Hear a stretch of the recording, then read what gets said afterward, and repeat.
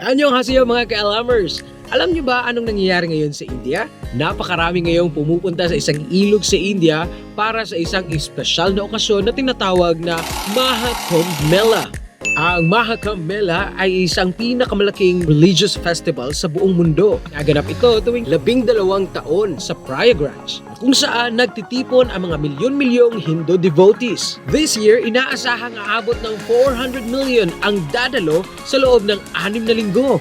Grabe, di ba? Ang highlight ng event, maliligo sila sa confluence ng 3 sacred rivers sa India, ang Ganges, Yamuna at ang mythical Saraswati. Sabi nila, nakakapaglinis daw ito ng kaluluwa at nakakapag-absuelto ng kasalanan. Kaya naman ang daming gustong sumali. Ang festival na ito ay hindi lang tungkol sa reliyon, kundi ang pagpapakita ng mayamang kultura at tradisyon ng India. That's our 1-minute video. Now you know.